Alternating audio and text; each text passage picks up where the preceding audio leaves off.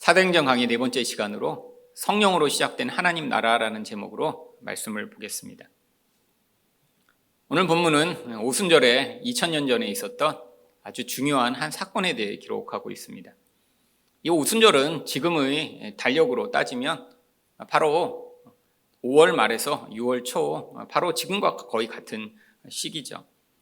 그런데 이 오순절에 성령이 이렇게 임하신 것은 단순히 그때 우연히 일어난 사건이 아니라 구약에서부터 하나님이 준비해 오셨던 일이 이제 성취된 것을 보여줍니다. 하나님은 성령을 이때 내리심으로 말미암아 하나님 나라를 시작하시고자 하신 것이죠. 그래서 오늘 본문에서는 성령이 임하면서 어떻게 하나님 나라가 시작되었는지를 우리에게 여러 가지 증거로 보여주고 있습니다. 그렇다면 하나님의 나라가 성령으로 시작된 증거는 무엇인가요? 첫 번째로 하나님의 임재와 통치를 보여주신 것입니다. 1절 말씀입니다. 오순절 날이 이미 이르매 그들이 다 같이 한 곳에 모였더니. 이 오순절이라고 하는 말은 한국말로 5오자에 순자, 10순자를 써서 이제 50일째라고 하는 그냥 말입니다. 근데 이게 도대체 무엇으로부터 50일째인가요? 6월절에서부터 50일째죠. 유대인들은 이것을 다른 여러 가지 용어로 부르기도 했습니다. 77절이라고 부르기도 했고요. 또한 이때 맥추절이라고 부르며 밀을 추수하는 시기가 시작된다고 했죠. 근데 특별히 이날을 77절이라고 불렀던 이유는 이게 이스라엘에서 이 7은 완전수이기 때문에 이 7이 7번 지난 후의 첫 번째 날이라는 의미에서 완전한 완성을 의미하는 날로 77절이라고 불렀습니다. 근데 이게 도대체 무엇이 완성된 날인가요? 이날에 바로 하나님이 하나님의 율법을 십계명으로 주셨기 때문이죠. 이스라엘 사람들은 아직도 그래서 이날을 율법 수요일로 믿고 지키고 있습니다. 그런데 이 율법이라는 게 무엇이죠? 인간에게 하나님의 축복과 저주가 갈라지는 길을 하나님이 구체적으로 제시해 주신 것입니다. 하나님은 이스라엘 백성과 언약을 맺으셨습니다. 근데 언약이라는 게 무엇인가요? 이제 하나님과 약속을 하면서 내가 하나님이 나에게 주신 이 율법을 내가 잘 지켜서 하나님이 내게 주시고자 하는 그 모든 복을 내가 누리고자 합니다라고 하나님과 약속을 하는 것입니다. 율법은 바로 이 언약을 통해 주어지는 축복을 얻기 위한 그런 도구죠. 근데 문제가 생겼습니다. 하나님이 율법을 주실 때부터 너희가 이 율법을 다 지켜서 내가 줄 축복을 받아라라고 율법을 주신 것이 아니라 인간은 율법을 절대로 다 지킬 수 없다라는 것을 한 민족을 통해 역사를 통해 하나님이 증명하시고자 율법을 주셨기 때문이죠. 율법을 통해서 바로 이런 하나님의 축복을 받기 위해서는 율법을 전부 다 항상 지켜야 하기 때문에 이것을 지킬 수 없는 것입니다. 그래서 갈라디아서 3장 10절은 이렇게 이야기합니다. 누구든지 율법책에 기록된 대로 모든 일을 항상 행하지 아니하는 자는 저주 아래 있는 자라 하였습니다. 아니, 하나님 너무하신 것 아닌가요? 아니, 축복을 주신다고 해놓고 사람들을 이렇게 율법을 지키라고 해놓고 그리고 아무도 지킬 수 없는 이런 조건으로 결국은 저주를 받을 수밖에 없게 하시다니요. 이 율법만 보면 그런데 율법을 통해 하나님은 결국 이 예수 그리스도를 은혜로 주시고자 하는 이 구원의 계획을 완성하시고자 율법을 주신 것이기 때문입니다. 여러분, 하나님이 율법을 주실 때 너희가 이것을 잘 지키면 내가 주겠다라고 주신 것이 아니라 이 인간 안에 스스로 하나님 되고자 하는 이 노릇, 내가 이것을 잘 지켜 내 힘으로 내 구원을 얻어내겠다라고 하는 이 인간의 본질적 본질을 폭로하시고 인간은 절대로 자기 힘으로는 이 구원, 생명, 축복을 얻을 수 없는 자들임을 하나님이 보여주시고자 하신 것이죠. 여러분, 이것을 폭로당하지 않고는 인간은 계속해서 하나님, 내가 이렇게 열심을 냈더니 내가 이렇게 하나님의 구원을 내가 얻어냈고 내 인생의 축복을 얻어냈습니다라고 주장하고자 하는 것이 인간의 본질이니까요. 여러분, 그래서 이 이스라엘 백성들을 통해 하나님이 한 순간이 아니라 오랜 기간을 통해 아무도 이 율법을 다 지킬 수 없음을 바로 증거하신 것이고, 이 율법을 지키지 못하는 자들이 받게 되는 이 저주의 가장 대표적인 저주인 나라가 망하고 이렇게 적국의 포로가 되는 비참한 상황들을 겪게 하신 것이죠. 하나님은 그런데 구약에서부터 이미 인간은 이렇게 스스로 자기가 하나님의 구원과 생명을 얻어낼 수 없기 때문에 하나님이 새로운 방법으로 그들에게 구원과 생명을 허락하실 것임을 미리 약속하고 계십니다. 예레미야 31장 31절입니다.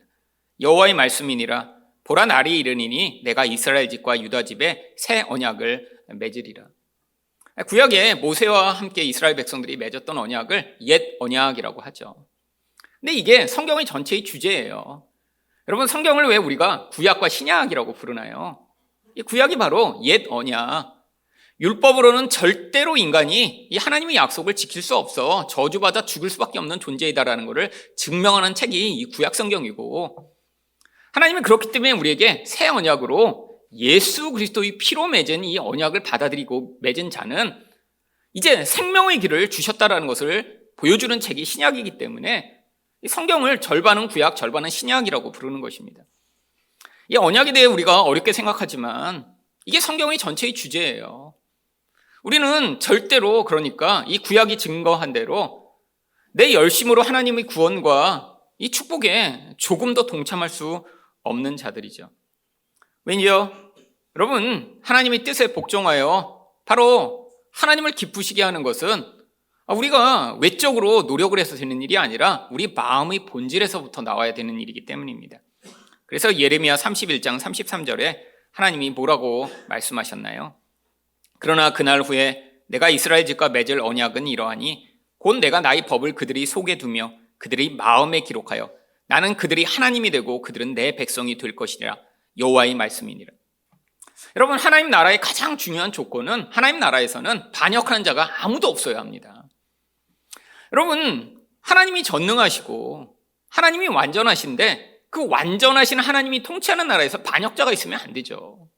그렇다면 하나님이 무능하신 거 아니에요.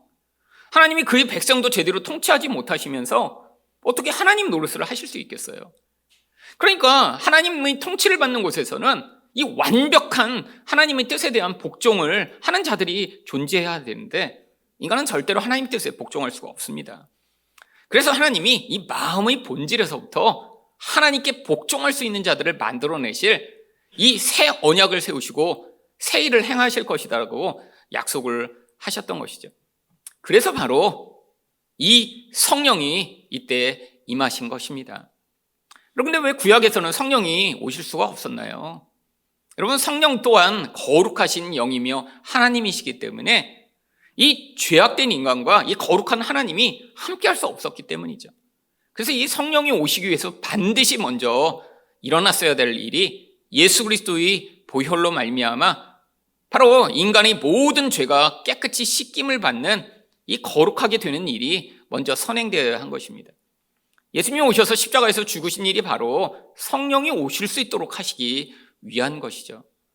예수님이 십자가에서 죽으시지 않았다면 인간은 절대로 이 죄를 벗어날 수 없기 때문에 하나님과 함께 할 수가 없습니다. 근데 이제 예수님을 믿는 자에게는 이 예수님의 의를 덧입혀 주셔서 이제 예수를 믿는 자가 의롭게 되었다라고 인정을 받으니까 이제 성령이 임하실 수 있게 되어 바로 오순절 날에 이제 하나님의 백성들에게 성령이 오셔서 함께 하심을 보여주시고자 하신 것이죠. 근데 이상한 방식으로 성령이 임하십니다.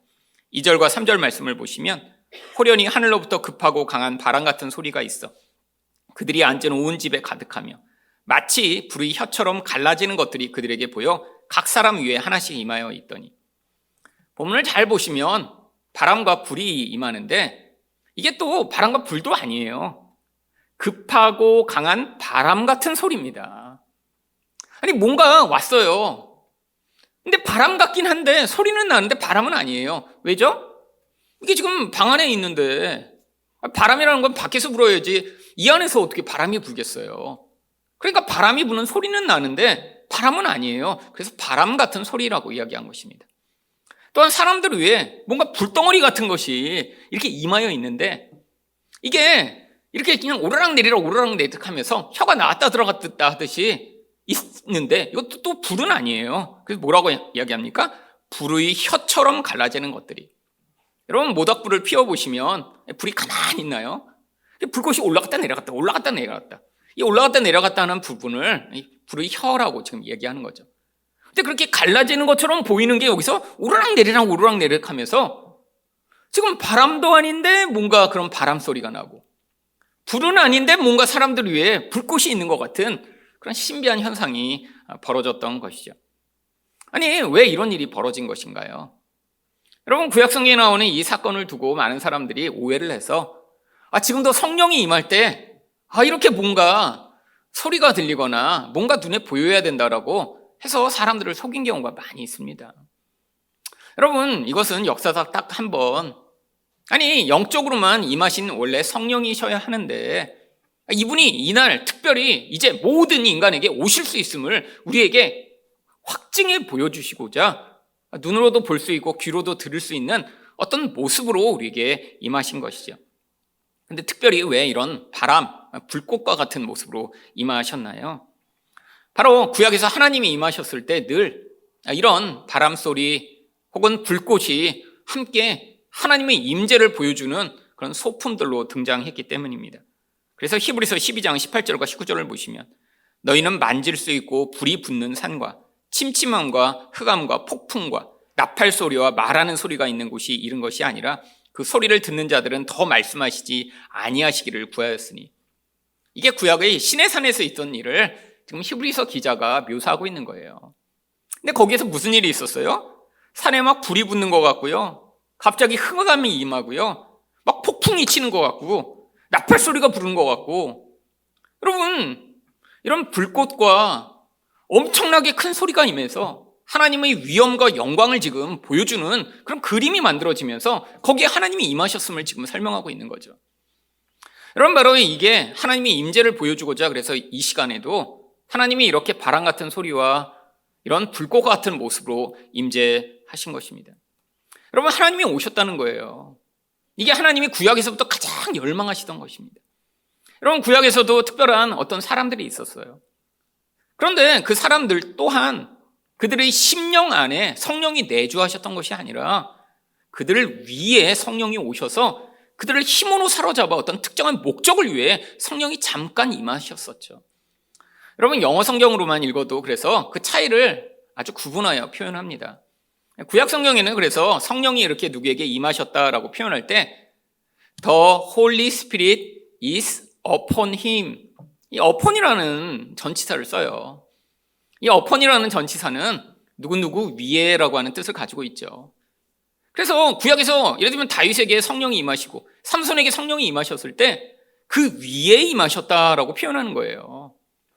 한글 성경에서는 여호와의 신이 누구누구 위에 임하시더라라고 주로 번역하고 있죠.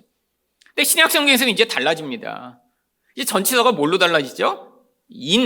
누구누구 아내라고 하는 전치사로 바뀝니다. 왜죠? 이전에는 이제 어떤 사람의 위에 힘으로 사로잡아 그를 어떤 목적을 위해 사용하시는 성령이셨다면 이제 성령이 죄 문제가 해결되어 인간 안에 내주하셔서 이 인간과 하나님이 함께 하시는 이 놀라운 축복과 변화가 일어났기 때문이죠. 여러분, 인간은 원래 하나님과 함께 해야지만 살 수 있는 존재입니다. 여러분, 여기 있는 이 바람은 다른 의미로 얘기하면 호흡이라고도 할 수 있죠. 여러분, 사실 인간이 왜 하나님과 함께 해야 되나요? 창세기 2장 7절을 보시면 여호와 하나님이 땅의 흙으로 사람을 지으시고 생기를 그 코에 불어넣으시니 사람이 생명이 되니라. 여러분, 하나님이 인간을 이 흙으로 만드셨어요. 근데 이 흙은 좋은 흙이 아니라 먼지와 같은 그냥 어디나 있는 티끌과 같은 걸 모아서 인간의 형태를 만드신 거예요. 여러분, 인간이 이런 아무것도 아닌 흙덩어리로 만들어졌다는 건 죽고 나면 금방 나타납니다. 살아있을 때는 굉장히 멋진 그런 육체를 가지고 있는 사람도 죽고 나면 얼마 지나지 않아 그냥 먼지처럼 다 사라져버려요. 그게 근데 인간의 본질입니다. 여러분, 그 본질만 가지고 살아 있어서는 성경은 뭐라고 얘기해요? 그냥 죽은 영, 죽은 존재라고 얘기해요. 임시로 살아있는 것 같지만 살아있지 않다라는 거예요. 근데 이게 살아있는 존재가 되기 위해 반드시 필요한 게 뭐죠? 여기 나와 있는 대로 생기가 그 코에 불어넣어져 바로 그 인간 안에 하나님의 영이 들어와 생명의 존재로 인간을 바꾸셔야 생명, 살아있는 존재가 된다라고 이야기를 하는 것이죠. 근데 여기 있는 이 생기가 그냥 다른 말로 얘기하면 숨, 바람입니다. 근데 이 숨과 바람이 바로 성령이셨던 거예요. 살아있는 생명으로 우리에게 들어오셔서 인간을 참된 영적 존재로 만드시는 그 성령. 근데 하나님이신 그 성령이 인간에게 오셨다 무슨 일이 벌어졌나요? 인간이 죄를 지으며 인간과 다시 하나님이 함께 있을 수 없으니까 그 생명이 떠나버리신 거죠. 인간이 그때부터 살아있는 존재가 아니라 죽은 존재가 되었습니다. 우리는 살아있다라고 늘 착각해요. 우리가 눈도 보이고 난 귀도 들리고 난 먹기도 하고 나는 힘도 쓸 수 있고 난 생각도 하고. 아니요, 하나님은 원래 인간을 그렇게 만드신 것이 아니에요. 영원히 하나님과 함께하며 하나님의 모습으로 살아갈 수 있는 존재가 되도록 만드셨는데 생명이 인간으로부터 떠나버리자 인간은 잠시 70년, 80년, 90년을 살다가 다시 먼지로 돌아가 버릴 존재로 살게 된 것이죠. 여러분, 이게 단순히 육체의 문제가 아닙니다. 여러분, 인간 안에 원래 생명이 가득해야 인간은 그 결과로 행복하고 만족하고 기쁘고 즐겁고 그래서 이 인생을 사는 그 모든 행복을 누릴 수 있는데 인간의 영혼 안에서 생명이 떠나가 버리자 인간은 끝없는 갈망과 욕망으로 말미암아 미워하고 싸우고 분노하고 우울하고 끊임없이 고통하는 그런 존재가 되었죠. 여러분, 마음 안에서 시작된 이 갈망, 마음에서 솟구쳐 나오는 이 분노, 마음에서 계속해서 누군가를 미워하는 이 마음이 결국 우리가 죽은 존재와 같은 존재라는 사실을 증명하고 있는 것입니다. 여러분, 그래서 또한 성령이 불같은 모습으로 오신 거예요. 성령이 단순히 오셔서 우리에게 이런 생명을 주실 뿐 아니라 또 한편으로는 우리 안에 있는 이 모든 죄가 만들어낸 더러운 것을 불태우고 깨끗게 하는 분으로 오셨음을 보여주고자 불러오신 것이죠. 구약 성경에서 불은 항상 더러운 것을 태워 깨끗게 하는 그런 도구로 사용됐습니다. 특별히 역대하 34장 5절을 보시면 제사장들의 뼈를 제단 위에서 불살라 유다와 예루살렘을 정결하게 하였으며 모든 부정한 것을 불로 태우면 깨끗하게 된다는 거예요. 여러분, 이게 바로 성령의 역할이십니다. 여러분, 우리는 성령이 없이는 바로 생명이 없는 존재이기 때문에 모양만 갖춰 있어요. 근데 그 모양으로는 인생을 제대로 살아갈 수가 없습니다. 우리 안에 있는 이 모든 어두움이 한 인생을 지배하여 결국 파괴적인 결과만 낳게 만들 뿐이죠. 우리 안에서 솟구쳐 나오는 이 모든 죄악된 영향력이 한 존재를 더 고통스럽고 의미 없는 인생을 살게 만드는 것이죠. 결국 성령이 오셔서 이제 하나님이 이 비루한 인생과 함께 하셔서 우리와 함께 하시며 생명을 주시고 우리를 정결케 해 나가실 것임을 보여주시고자 바로 이렇게 바람과 불로 임하셨던 것이죠. 그뿐 아니라 성령이 임하셔서 이들이 방언을 하게 됩니다. 4절 말씀입니다. 그들이 다 성령의 충만함을 받고 성령이 말하게 하심을 따라 다른 언어들로 말하기를 시작하니라. 물론 이 오순절날 사람들이 말했던 방언은 주변 사람들도 다 알아들을 수 있는 그런 특별한 언어였습니다. 다음에 나오지만 주변에 흩어져 살던 많은 나라들의 모든 방언들을 다 말했던 거예요. 이건 진짜 방언이에요. 근데 이것도 역사상 한 번 있는 일이에요. 이제 두 번째 대지에서 보여드리겠지만 하나님이 특별히 이들이 이런 특별한 언어를 하게 하신 목적이 있습니다. 이것도 하나님 나라를 보여주고자 하신 거예요. 근데 일반적으로 방언이라는 게 무엇인가요? 여러분, 방언은 바로 혀라고 하는 헬라어 글로사를 번역한 것입니다.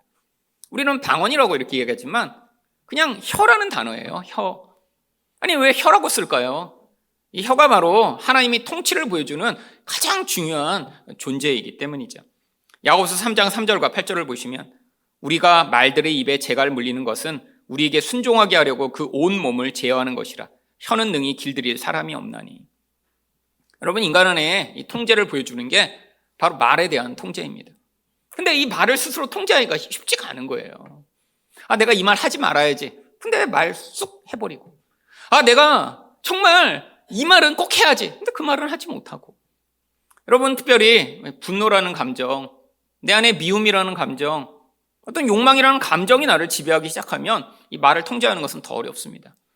여러분, 만약에 누구랑 싸우는데 정말 이 말을 내가 원하는 말만 할 수 있다면 그러면 싸움도 아마 굉장히 건강한 방식으로 할 수 있을 거예요. 근데 여러분, 화가 나서 싸울 때 항상 어떻게 반응하시나요? 하지 말아야 될 말을 합니다. 하지 말아야 될 말. 평소엔 그 마음에 있긴 했지만, 근데 내가 또 그 말 하면 안 되는 거 알아요. 그 말을 하면 이게 발작 버튼이라 그 사람을 정말 분노케 한다는 거 나도 알아요. 근데 여러분, 싸우기 시작하면, 화나기 시작하면 그런 말을 하고, 그런 말을 잘 찾아내는 사람이 있습니다. 또 어떤 사람은 찾아내려고 그러는데 또 못 찾아내는 사람이 있어요. 이런 사람은 주로 당하죠. 나도 그걸 정말 그 단추를 찾아서 좀 꽉 눌러주고 싶은데 생각이 안 나, 잘. 이것도 평소에 연습을 많이 해보고 많이 했던 사람만 잘합니다. 여러분, 이렇게 갑자기 화났는데 어리버리 이렇게 하는 사람 많잖아요. 여러분, 운전하다 가끔 그러시지 않으세요? 이렇게 뭐라고 해주고 싶은데 할 말이 없어. 그러면 꼭 그런 사람이 그랬죠. 나쁜 놈! 뭐 이 정도. 여러분, 근데 막 욕쟁이 할머니처럼 이게 익숙한 분들 계시잖아요. 여러분, 근데 문제가 있습니다. 그거 잘한다고 뭐 정말 칭찬받을 일인가요? 여러분, 이 말로 쏟아져 나오는 이 더러운 욕, 세상 사람도 알아요. 그 욕쟁이 할머니 나오면 꼭 그 욕을 듣는 사람은 어때죠? 귀에서 막 피가 흘러요. 여러분, 단순히 귀에서 피가 나는 게 아니라 영혼에 깊은 상처를 남깁니다. 여러분, 누군가 하지 말아야 될 말을 들을 때 그 말이 10년이 지나도 기억이 나요. 여러분, 그거 아세요? 누군가 감정을 담아 진짜로 누군가에게 하지 말아야 될 말을 쏟아내면 그게 10년이 지나도 상처가 치유되지 않으면 여전히 기억이 나고 영혼에 화살처럼 박혀서 누군가의 영혼에서 독을 뿜어내게 만듭니다. 여러분, 이게 무서운 일이죠. 여러분, 근데 하나님이 오셔서 이 인간의 말을 다스리심을 보여주시며 내가 너희 지배자다, 통치자다라고 하는 것을 보여주고 계신 거예요. 인간은 인간을 스스로 다스릴 수 없습니다. 여러분, 행복하고자 하는 사람 모두가 행복하고자 하죠. 모두가 사이좋게 지내고 싶죠. 모두가 사랑하는 사람이 되고 싶죠. 생각은 다 하고 싶어요. 근데 우리 존재가 어떻죠? 내가 원하는 대로 인생을 살 수 없는 게 우리 인생입니다. 말뿐인가요? 우리 본질에서 내가 사랑하겠다고 결혼하고 사랑하겠다고 결심하고 아이를 키워도 여러분, 내 본질대로 반응할 수 없는 게 우리 본질이고 우리의 실체죠. 이게 죽은 자의 영혼이 만들어내는 결과물입니다. 여러분, 우리 인생에서 우리가 얼마나 죽은 자인가 알기 위해서는 멀리까지 볼 필요도 없어요. 내가 우리 주변의 사람들과의 관계 안에서 지금 쏟아내고 있는 이 결과물이 어떤 결과를 나타내고 있는가를 보면 알죠. 여러분, 가장 가까운 사람에게 대하는 나의 태도, 나의 말, 나의 감정이 그의 영혼의 상태를 보여주고 있는 것입니다. 여러분, 근데 문제는 성령이 오시지 않았으면 어떻게 되었을까요? 여러분, 성령이 오셔서 이제 우리에게 생명이 시작된 것입니다. 성령이 오시지 않았으면 우리는 여전히 장님처럼 살며 하나님 나라를 보지도 못하고 하나님에 대해 들어도 이해하지 못하는 존재로 살겠죠. 성령, 진리의 영이 오시지 않았으면 하나님 말씀을 들어도 그게 하나님 말씀으로 들리지 않고 우리 안에서 다 쳐내버렸을 것입니다. 성령이 오셔서 우리를 정결케 하시지 않았으면 우리 영혼에 있는 이 어두움을 우리 스스로 해결하지 못하여 그 어두움이 만들어내는 그 더럽고 추한 모습으로 살고 있겠죠. 여러분, 그러니까 이날 시작된 이 성령의 임재는 이제 하나님 나라로 말미암아 얼마나 하나님 백성들에게 놀라운 복이 주어져 있는가를 보여주는 놀라운 은혜죠. 여러분, 여러분 인생 가운데 무엇인가 좋은 일이 생겼다면 여러분이 뭔가 잘해서, 여러분이 뭔가 열심을 내서, 여러분이 애썼더니 나타난 결과가 아니라 바로 여러분이 인생 가운데 언젠가 찾아오신 그 성령이 만들어내신 결과입니다. 여러분, 저는 제 본질이 얼마나 어둡고 얼마나 악한지 저희 젊어서 너무 깊이 경험했습니다. 모태신앙이었지만 정말 하나님의 은혜 안에 살지 않고 그냥 교회만 다녔던 거죠.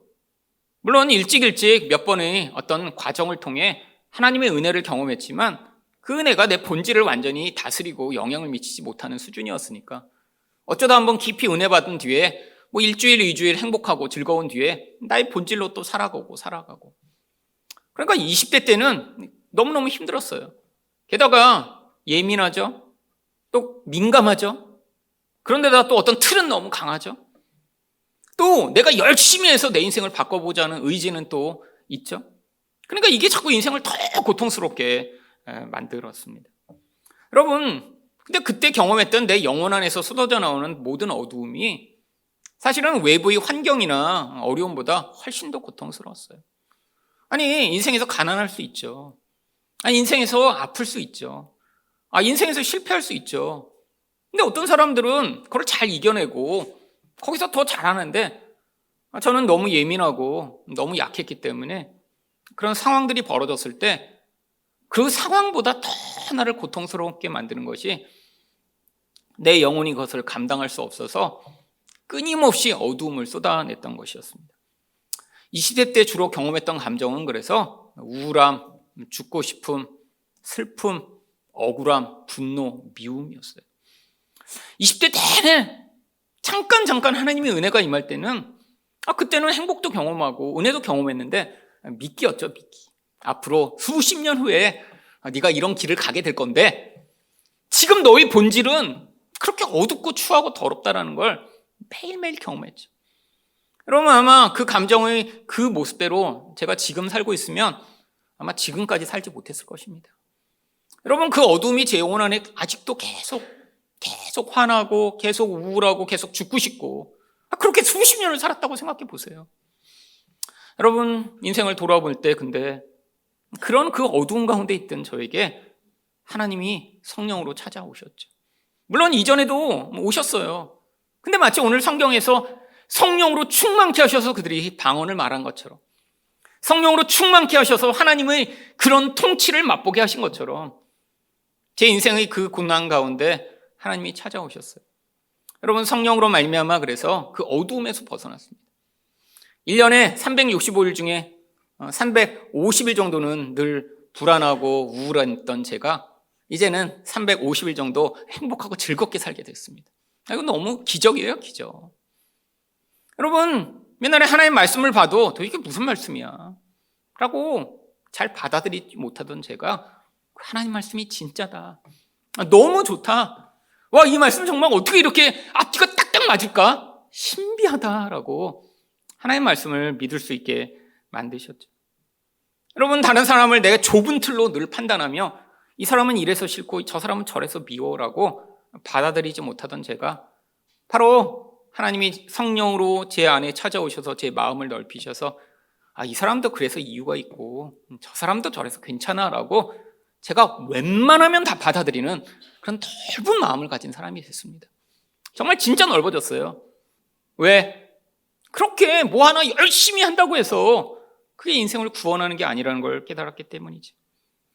여러분, 옛날 같았으면 늘 뭔가 내 원하는 대로 안 되면 분노하고 낙심하고 그 변화된 것을 못 받아들여서 안에서 고통했을 텐데 이제는 자연스럽게 길이 막히면 하나님이 새로운 길을 주시나 보다, 이게 아니면 또 다른 하나님이 더 좋은 하나님이 계획이 있나 보다라고 받아들이게 되며 정말 하나님이 내 인생 가운데 행하신 일이 얼마나 크고 놀라운가를 깨닫게 됐습니다. 근데 가장 크고 놀라운 일은 무엇인가요? 이 눈에 보이는 세상이 전부가 아니라는 사실을 이제 믿고 앞으로 이 땅이 아니고 저 하나님의 나라에서 그 완전한 행복과 만족의 그날이 나에게 기다리고 있다는 사실을 믿고 그날을 소망하며 살게 된 것이죠. 여러분, 성령이 오시지 않았더라면 저는 그 어두움과 그 고통 가운데 아마 지금 살고 있지 못할지도 모릅니다. 여러분, 생각해 보세요. 그 어두움이 20년, 30년, 40년째 영혼에서 끊임없이 솟구쳐 나오고 있다면 저도 너무 고통스러울 거고요. 아마 저를 만나는 모든 사람들은 잠시는 괜찮겠지만 시간이 지나면 제가 뿜어내는 그 어두움으로 말미암아 질식할 듯이 고통하겠죠. 여러분, 여러분의 인생 가운데 성령이 찾아오셨나요? 그래서 그 증거들을 지금 보이고 계신가요?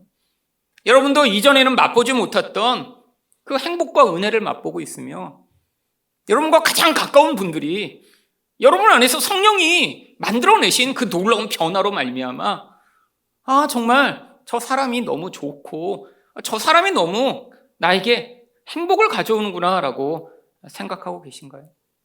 아니면 아직도 여러분 안에서 솟구쳐 나오는 어둠으로 말미암아 자신도 질식할 것 같고, 주변 사람들은 그 사람과 함께 있으면 시간이 너무 길다, 너무 힘들다 라고 혹시 고통하고 계신 것은 아닌가요?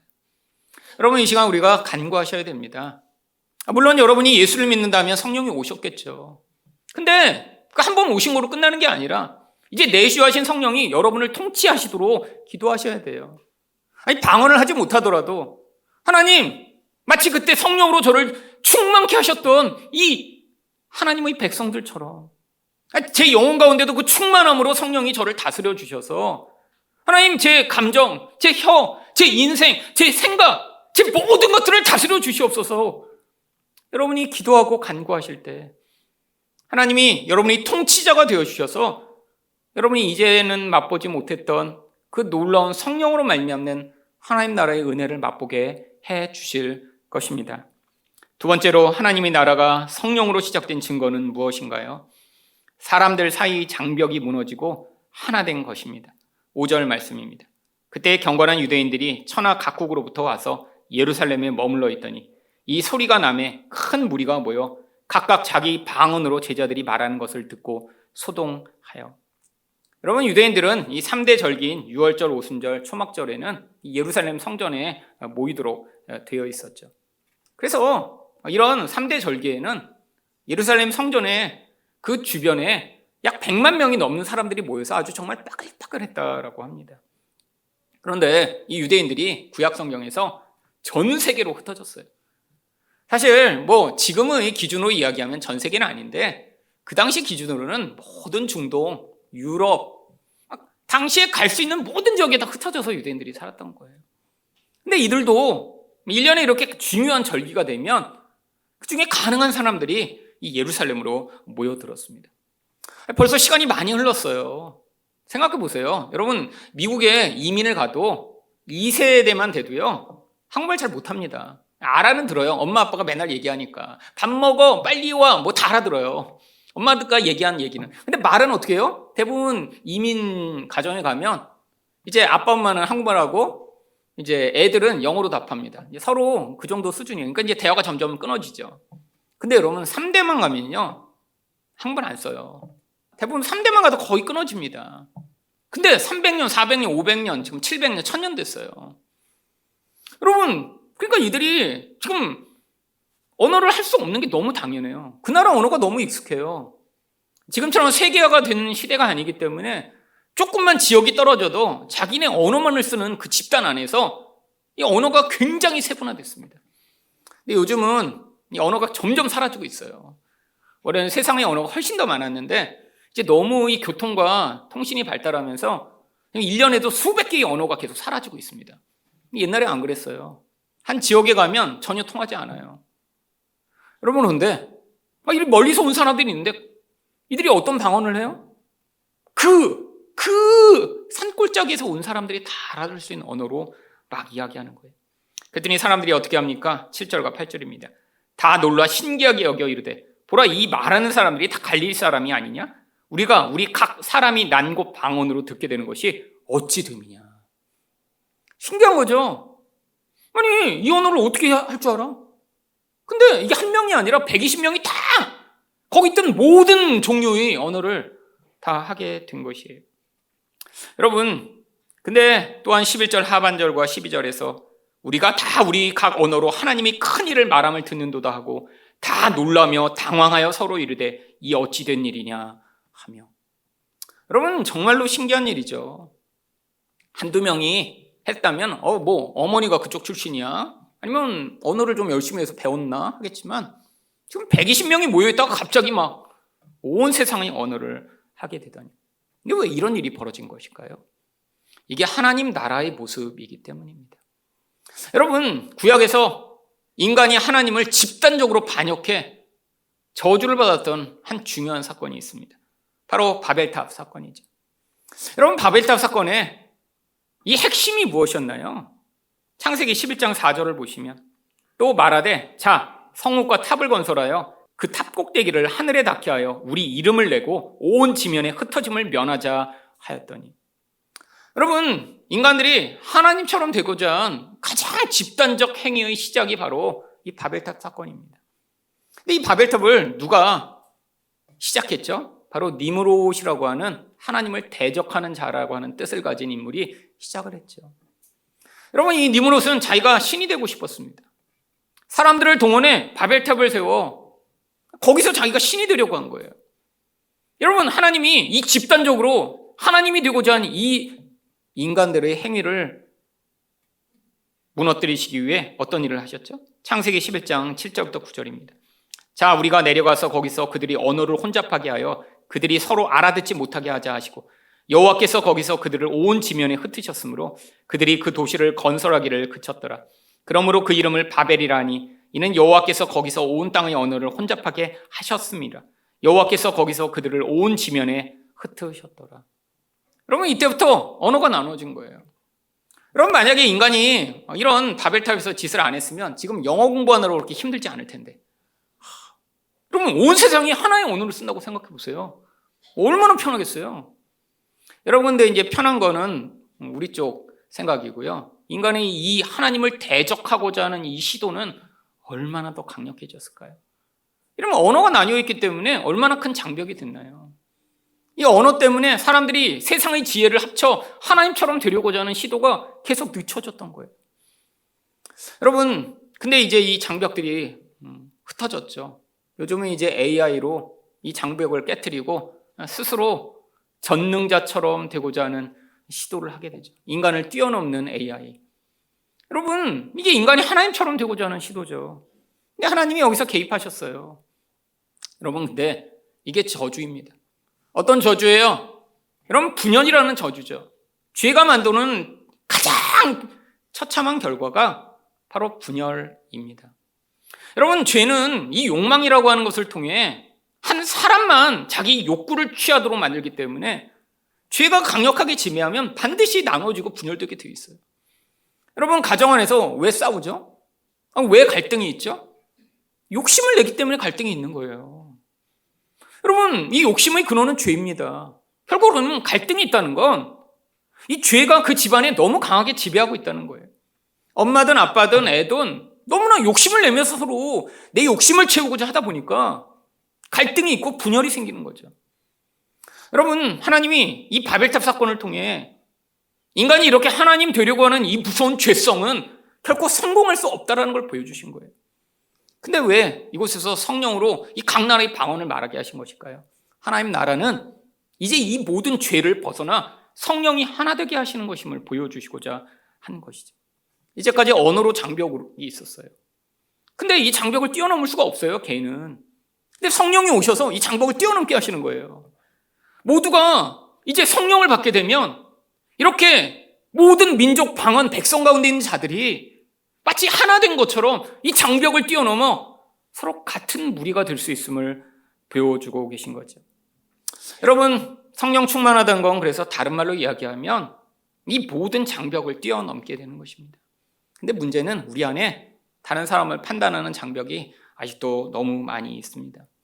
여러분, 세상에서는 다른 사람을 정말 몇 가지 기준으로 아주 엄격하게 구분을 해요. 그리고 그 지위를 유지하고자 아예 사회적으로 제도도 만들어내죠. 고대에 그래서 늘 귀족, 왕족, 평민, 심지어 노예로 이렇게 제도를 만들어내고 그 선을 넘지 못하도록 만들었어요. 이게 죄성이죠. 죄가 강력히 지배할수록 내가 가진 특권과 나의 그 모든 지위를 유지하고자 엄청난 계급적 이런 장벽을 만들어냈습니다. 가장 대표적인 곳이 인도죠. 여러분, 인도에는 가장 우리가 잘 알고 있는 그 브라만이라는 계급부터 다양한 4개의 계급이 존재합니다. 근데 거기에도 소속되지 않은 더 비천한 사람들을 불가촉 천민이라고 부르는 계급이 있죠. 계급도 아니에요. 왜? 그들은 인간으로 치지 않았으니까요. 여러분, 이 불가촉 천민들은 어떤 대접을 받았냐면 성경에 나오는 문둥병자와 같은 취급을 받았어요. 사람들이 있는 곳에 가면 더러움이 오염된다고 사제들이 만들어낸 거예요. 그래서 그들은 사람들이 있는 곳에 갈 때 방울을 흔들거나 나무를 쳐서 이 더러운 존재가 지나갑니다 라고 사람들에게 알려야지 사람들이 있는 곳에 지나갈 수 있었대요. 여러분, 다른 사람과 만질 수도 없고요, 접촉할 수가 없어요. 여러분, 이들은 인간보다 더 비참한 인생을 살았어요. 신발도 신으면 안 돼요. 심지어는 사람들이 다니라고 닦아놓은 길에 그들이 다니면 길이 오염된다고 해서 그들은 길이 없는 곳으로만 다닐 수 있도록 했습니다. 근데 신발도 없는데 길이 없는 곳에 다니다니요. 여러분, 짐승처럼 살라고 하는 거죠. 왜요? 너희는 우리랑 다른 존재라 내 특권을 절대 뺏길 수 없어라고 수천 년째 체제를 만들어 놓고, 여러분, 지금과 같은 시대에도 아직도 누군가 불가촉 천민의 후예라고 그러면 여전히 옛날의 시각으로 그들을 보며 더럽고 추한 존재로 서로 교제도 하지 않는다고 합니다. 이게 죄가 만들어낸 결과죠. 여러분, 지금 우리는 이 모든 장벽을 다 뛰어넘어 하나님 나라의 그런 삶을 살고 있나요? 여러분, 하나님 나라에 가면 우리가 생각지도 못한 모든 사람들이 다 모여 있을 것입니다. 여러분, 이 땅에서는 우리는 다 내가 가진 어떤 틀을 가지고 다른 사람을 평가하며 나랑 비슷한 존재, 나와 같은 수준의 사람과만 관계를 맺고 그 사람과만 어떤 행복한 공동체를 이루고자 해요. 여러분, 근데 이 하나님 나라는 그렇지 않아요. 만약에 이 교회 안에 성령의 다스리심이 약해지면 아마 우리 안에서도 나누어지고 분열되고 끼리끼리 모이는 일이 점점 심해질 것입니다. 남자는 남자, 여자는 여자, 나이 든 사람, 나이 든 사람, 어린 사람은 어린 사람 이뿐 아니라 아마 부자, 가난한 사람, 지위 높은 사람, 낮은 사람, 아니 요즘 동네 아이들이 하듯 어느 아파트 브랜드는 이건 임대주택이라 나쁜 사람들 살고 여기는 비싼 아파트니까 우리끼리만 모여야 되라고 하는, 아니 더 나아가서 이런 비싼 아파트에 사는 사람들끼리만 결혼해야 되는 이런 말도 안 되는 그런 세상이 교회 안에 찾아오겠죠. 여러분, 한편으로는 저희 교회를 보며 감사합니다. 여러분, 목장을 짤 때 물론 고민이 많아요. 여러분, 많은 분들이 얘기합니다. 완전히 섞자고. 근데 이거는 제가 이렇게 분열을 조장하고자 완전히 섞지 못하는 건 아니고요. 너무 말이 안 통할 것 같아서 조금 조절은 하지만 그래도 여러분, 얼마나 여기 나이 드신 분, 다양한 계층, 다양한 상황, 남녀 다 섞여서 목장이 만들어지고 있나요? 여러분, 참 하나님 나라가 이루어지는 것입니다.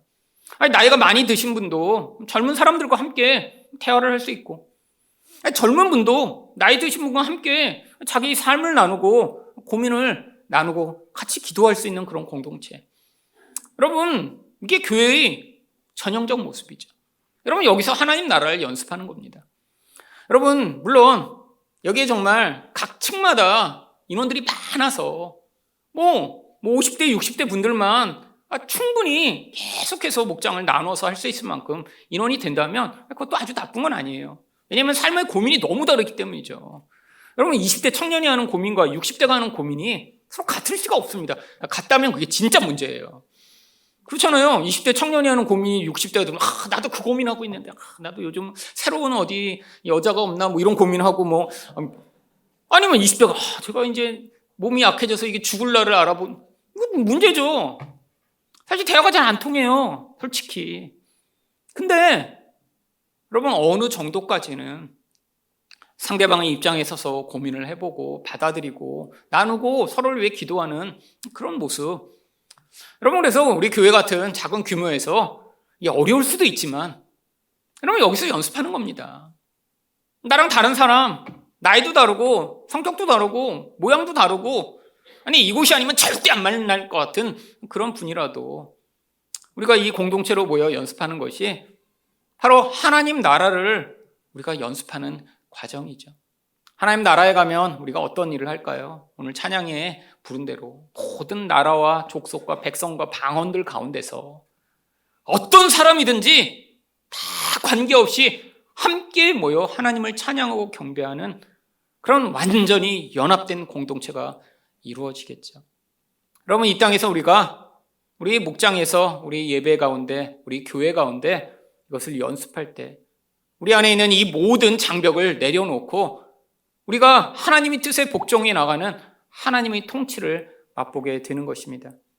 여러분이 여러분 안에 있는 이 장벽을 내려놓는 연습을 하실 때 이게 바로 성령의 순종해 나가며 여러분 안에서 하나님 나라가 임할 수 있도록 만드시는 중요한 하나님의 축복이며 통로가 될 줄 믿습니다.